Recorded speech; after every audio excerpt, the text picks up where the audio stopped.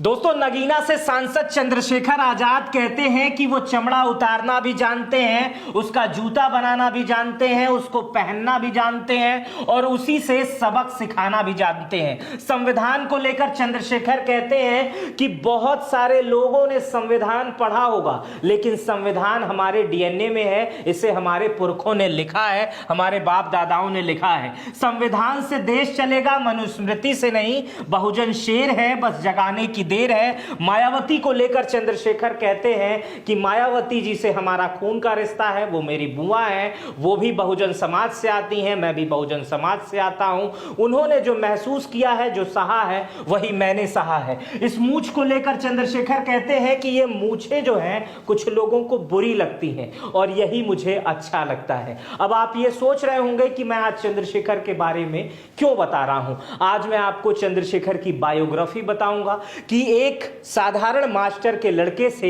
एक सांसद बनने का सफर चंद्रशेखर का कैसा रहा, रास्ते में कौन कौन सी दिक्कतें आई, कब कब चंद्रशेखर देश की नजरों में आए और चंद्रशेखर ने अब तक क्या क्या काम किए हैं। यह बायोग्राफी आपके लिए प्रेरणादायक हो सकती है, मोटिवेशनल हो सकती है, इससे आप बहुत कुछ सीख सकते हैं और बहुत सारी जानकारी आप नगीना के सांसद चंद्रशेखर के बारे में हासिल कर सकते हैं। तो चलिए देर न करते हुए शुरू करते हैं। सांसद चंद्रशेखर का जन्म 3 दिसंबर 1986 को उत्तर प्रदेश के सहारनपुर के धड़कौली गांव में हुआ था। इनके पिता का नाम गोवर्धन दास है, ये सरकारी स्कूल में शिक्षक थे। इनकी माता का नाम कमलेश देवी है और पत्नी का नाम वंदना कुमारी है। चंद्रशेखर की एक संतान भी है। चंद्रशेखर आजाद 5 भाई बहन है और चंद्रशेखर आजाद ने देहरादून से लॉ की पढ़ाई की थी। इसके आगे चंद्रशेखर अमेरिका जाना चाहते थे, पढ़ाई करना चाहते थे, एलएलबी की पढ़ाई इससे आगे और पूरी करना चाहते थे, लेकिन कुदरत को कुछ और मंजूर था। चंद्रशेखर को समाज में जो जाति प्रथा है, समाज में जो जाति को लेकर भेदभाव है, उनके साथ जो भेदभाव हुए उससे चंद्रशेखर बहुत परेशान हो गए। उसके बाद से चंद्रशेखर ने भीम आर्मी बनाई, लेकिन यह परेशानी क्या थी ये जानकर आप हैरान हो जाएंगे। चंद्रशेखर बताते हैं कि जब वो स्कूल के दिनों में पढ़ा करते थे तो उन्हें ऊंची जाति के लोगों को, माफ कीजिएगा मैं ऊंची जाति नीची जाति पे भरोसा नहीं करता हूं, लेकिन फिर भी यह शब्द प्रयोग किया जाता है इसलिए मैं भी कर रहा हूं। वो चंद्रशेखर बताते हैं कि उन्हें सामान्य जाति या ऊंची जाति के लोगों के डेस्क साफ करने पड़ते थे। जब वो अपने उनके पिताजी जब चंद्रशेखर के सरकारी स्कूल में पढ़ाने जाते थे तो उस गांव वाले लोग, जो उस गांव के लोग थे, उनके बर्तन को भी बदल दिया करते थे। चंद्रशेखर इस भेदभाव से परेशान थे। वो अक्सर अस्पतालों से लेकर पुलिस थानों तक देखते थे कि अनुसूचित जाति, दलित जाति के लोगों के साथ अन्याय हो रहा है, उनकी कोई नहीं सुन रहा है, न सरकारें सुन रही हैं, न पुलिस सुन रही है, न अगल बगल के लोग सुन रहे हैं। इसलिए चंद्रशेखर आजाद भीम आर्मी का गठन करते हैं। भीम आर्मी का गठन 2015 में होता है, कहीं कहीं इसका जिक्र 2014 में भी आता है। चंद्रशेखर अपने 2 साथियों के साथ मिलकर इसकी शुरुआत करते हैं। एक का नाम सतीश कुमार रहता है और दूसरे का नाम विजय रतन सिंह रहता है। ये सभी लोग और तमाम महत्वपूर्ण लोग मिलकर भीम आर्मी का गठन करते हैं। इसके बाद 2015 वो पहला वर्ष रहता है जब चंद्रशेखर का नाम और भीम आर्मी का नाम उत्तर प्रदेश के, पश्चिमी उत्तर प्रदेश में सुना जाने लगता है। अखबार के पन्ने चंद्रशेखर का नाम और भीम आर्मी का नाम लिखना शुरू कर देते हैं। भीम आर्मी की स्थापना मुख्यतः लोगों को शिक्षित करने के लिए हुई थी, उनके अधिकारों को उन्हें बताने के लिए हुई थी। उसमें ऐसा होता था कि भीम आर्मी से प्रभावित जो पढ़े लिखे लोग रहते थे, जो बच्चे पढ़कर आते थे, भीम आर्मी के लोग शिक्षक बन जाते थे और उन्हीं बच्चों को बताने लगते थे कि आपका हक क्या है, किस तरह से समाज में घटनाएं घट रही हैं और किस तरह से आप उससे उस समस्या का हल पा सकते हैं। यह भीम आर्मी ये काम करती थी। फिर भीम आर्मी और चंद्रशेखर ने कभी पीछे मुड़कर नहीं देखा। भीम आर्मी के बनने के बाद लगातार वो दलित, माइनॉरिटी, ओबीसी संगठन को इकट्ठा करते थे, उन्हें बल देते थे और इसी बल के कारण धीरे धीरे भीम आर्मी और चंद्रशेखर का संगठन बढ़ता गया और चंद्रशेखर की भीम आर्मी प्रकाश में आती गई। पहली बार सितंबर 2016 का समय था। सहारनपुर का छुटमलपुर गांव था जहां पे एएचपी इंटर कॉलेज था। चंद्रशेखर बताते हैं कि यहां पर घटना हुई थी जहां पर कुछ दलित छात्रों की पिटाई की गई थी। उसके बाद से भीम आर्मी और तमाम बड़े संगठनों ने इसका विरोध करना शुरू कर दिया। यह विरोध देश भर में फैला। देश भर के तमाम संगठनों पर जहां भीम आर्मी के लोग थे वो डीएम कार्यालयों पर जाकर प्रदर्शन करने लगे। ये घटना प्रकाश में आई। भीम आर्मी को लोग उसके बाद से धीरे धीरे समझना शुरू किए और सर्च करना शुरू किए गूगल पे कि क्या है भीम आर्मी, कौन है भीम आर्मी, इस तरह की बातें आई।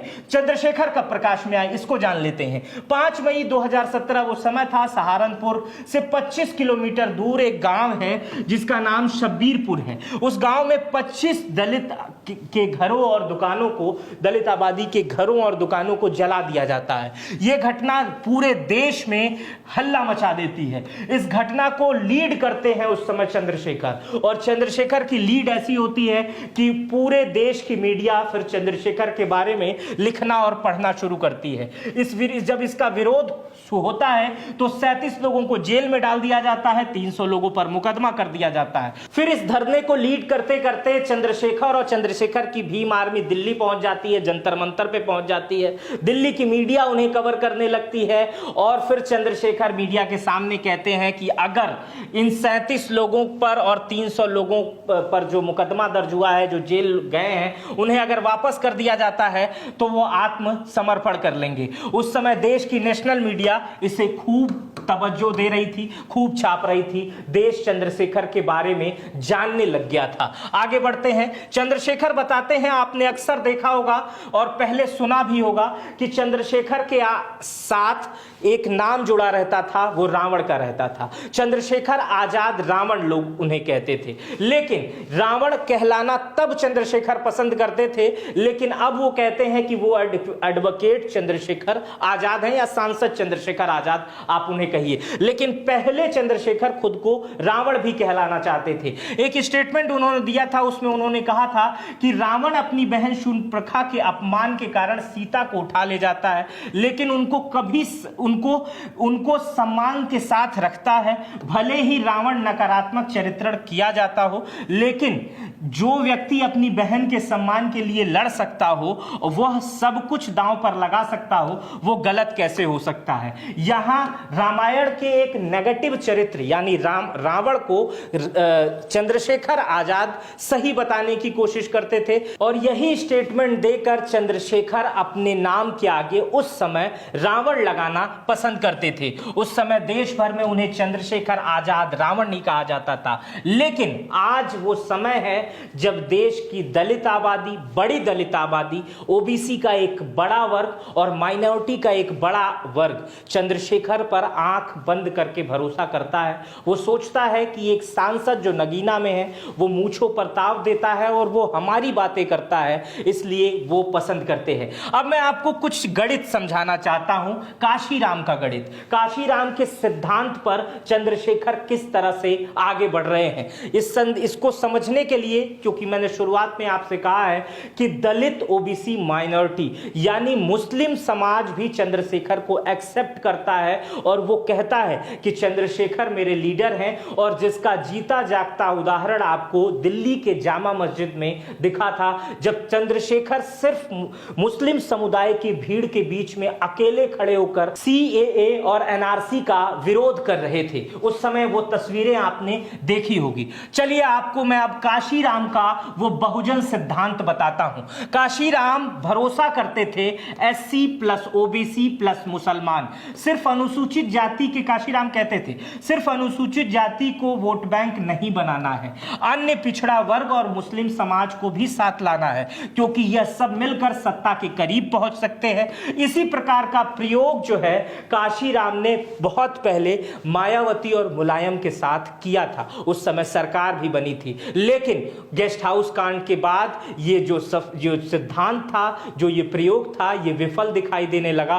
बाद में ऐसा कुछ नहीं हुआ। एक समय ऐसा था जब अखिलेश यादव और मायावती ने भी गठबंधन किया था, हालांकि उसके कोई बहुत बड़े राजनीतिक मायने बाद में नहीं निकले। लेकिन चंद्रशेखर आजाद वर्तमान में काशीराम के SC plus OBC plus minority के सिद्धांत को लेके चल रहे हैं, और इसका जीता जागता उदाहरण नगीना लोकसभा में देखने को मिला है। बहुत सारे आगे मैं आंकड़े दिखाऊंगा तो आपको लगेगा कि सचमुच ये हैरान करने वाली बातें हैं। चलिए आगे ही आपको समझाता हूं। अब मैं चंद्रशेखर के राजनीतिक पार्टी की शुरुआत के बारे में आपको बताने की कोशिश करता हूं। दोस्तों, चंद्रशेखर आजाद आधिकारिक तौर पर आजाद समाज पार्टी की जो घोषणा की थी वो 15 मार्च 2020 में, और मात्र 4 साल में चंद्रशेखर सांसद हो गए। 2022 में विधानसभा का चुनाव लड़े थे। चंद्रशेखर आजाद पहले समाजवादी पार्टी के मुखिया अखिलेश यादव के पास गए थे। उस समय की खबरें अगर आपको याद होगी तो अब मैं बता देता हूं। 2022 में अखिलेश यादव के पास गए थे।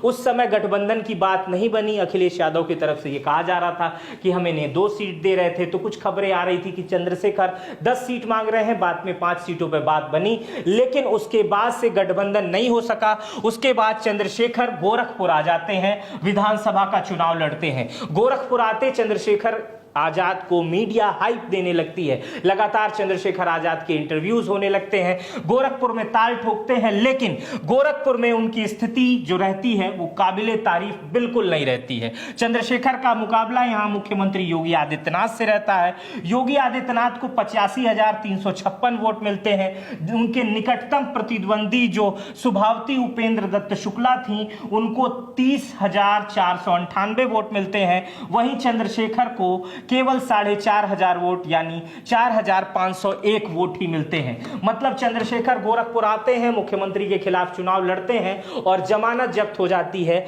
बुरी तरीके से हारते हैं। लेकिन चंद्रशेखर रुकते नहीं है, अभी सांसद हैं। 2 ही साल का वक्त बीता। जिस आदमी ने पिछले विधानसभा के चुनाव में 4,500 वोट पाया, वो अपने 2 साल की मेहनत में 1.5 लाख वोटों से चुनाव जीतता है। आइए आगे समझाता हूं आपको। अब इसको देखिए, 2024 का वर्ष आ जाता है और सुर्खियां बनती हैं सबसे पहले चंद्रशेखर की सुरक्षा। 2024 के शुरुआती दूसरे महीने में चंद्रशेखर को वाइस रेडी की सुरक्षा दे दी जाती है। देश में यह चर्चा का विषय बन जाता है। सहारनपुर के पहले नेता चंद्रशेखर आजाद बन जाते हैं, जिन्हें Y+ कैटेगरी की सुरक्षा दी जाती है। चंद्रशेखर सीआरपीएफ के जवानों के बीच में घिर जाते हैं। इससे पहले चंद्रशेखर पर हमले भी हुए थे, चंद्रशेखर को धमकियां भी मिलती हैं, इसलिए केंद्र सरकार इन्हें Y श्रेणी की सुरक्षा दी जाती है। 2019 लोकसभा और 2024 लोकसभा अब आपको यहां मैं समझाने की कोशिश करूंगा। अभी मैं आपको बता रहा था, जिस चंद्रशेखर ने 2022 के विधानसभा में मात्र 4,500 वोट पाए थे, वही 2024 के लोकसभा में 1.5 लाख से अधिक वोटों से चुनाव जीतता है। आइए मैं इस आंकड़े को आपको समझाने की कोशिश करता हूं। चंद्रशेखर को 2024 के लोकसभा में वोट मिलते हैं 5,12,552 वोट। वहीं दूसरे बीजेपी के जो कैंडिडेट हैं उन्हें मिलते हैं 3,61,079 वोट। और जो बीएसपी के कैंडिडेट हैं, अब यहां से समझने की कोशिश करिएगा, सपा के कैंडिडेट को भी बता देता हूं, 1,23,074 वोट। बीएसपी के कैंडिडेट को मिलते हैं 13,272 वोट। और पिछली बार अगर हम बात करें, जो बसपा ने यहीं से चुनाव जीता था और उनसे मिले थे 5,68,378 वोट। सेम वही वोट मिले हैं चंद्रशेखर को। मतलब बसपा का पूरा वोट सीधा सीधा डाइवर्ट हो गया है चंद्रशेखर के पास। बसपा की जगह चंद्रशेखर ने ले ली है। नगीना में चंद्रशेखर ने यह सिद्ध करके बताया। पिछली बार बसपा के प्रत्याशी ने इसी सीट से 1.5 लाख से अधिक वोटों से चुनाव जीता था। इस बार चंद्रशेखर ने इसी सीट से 1.5 लाख से अधिक वोटों से चुनाव जीता था। बीएसपी ने, सपा ने, बीजेपी ने कोई कसर नहीं छोड़ी थी चंद्रशेखर को वहां से हराने के लिए। यह बिल्कुल नहीं कहा जा सकता है कि वहां कोई सॉफ्ट कॉर्नर दिया था। वहां समाजवादी पार्टी भी चुनाव लड़ी थी और बकायदा 1 लाख वोट पाई थी। बीजेपी भी वहां चुनाव लड़ी थी, 3.5 लाख से अधिक वोट पाई थी। लेकिन चंद्रशेखर वहां डटे रहे। वहां की माइनॉरिटी, ओबीसी और मुसलमान चंद्रशेखर के साथ था और चंद्रशेखर को चुनाव जिता दिया। तो ये मैंने जो आज बताया वो चंद्रशेखर की बायोग्राफी है। इसमें मैंने शुरुआत में यह बताया कि चंद्रशेखर एक मास्टर के लड़के थे, एक शिक्षक के लड़के थे और उनके साथ भेदभाव हुआ और उसके बाद उस भेदभाव की वजह से चंद्रशेखर ने भीम आर्मी बनाई। 2015 में भीम आर्मी बनी और 2015 से 2020 तक चंद्रशेखर ने समाज में काम किया। बहुजन और अनुसूचित जाति के बीच चंद्रशेखर लगातार लोकप्रिय होते रहे। 2020 में उन्होंने राजनीतिक पार्टी बना ली और 2024 में वो खुद लोकसभा में चले गए और इस बार कई जगह से उनके प्रत्याशी लड़े थे और उन्होंने अपने राजनीतिक संगठन को भी बहुत बड़ा कर लिया। फिलहाल चंद्रशेखर की ये बायोग्राफी आपको कैसी लगी मुझे कमेंट बॉक्स में बताइएगा। और एक बात और बताइएगा कि आप अगली बार किस नेता की या किस कैरेक्टर की बायोग्राफी जानना चाहते हैं, कमेंट बॉक्स में जरूर बताइएगा। जिस नेता का कमेंट सबसे ज्यादा आएगा मैं अगली बार उसकी बायोग्राफी बनाने की कोशिश करूंगा। और अगर आपको लगता है कि हम अच्छी खबरें दिखा रहे हैं, हम अच्छा काम कर रहे हैं, तो YouTube के नीचे मेंबरशिप का ज्वाइन का बटन है, उसे दबाइएगा, जिससे आप हमारा सपोर्ट करेंगे। मेरा नाम मित्र प्रकाश है। इस वीडियो को पूरा देखने के लिए बहुत बहुत धन्यवाद, बहुत बहुत शुक्रिया। अपना बेहद ख्याल रखिएगा।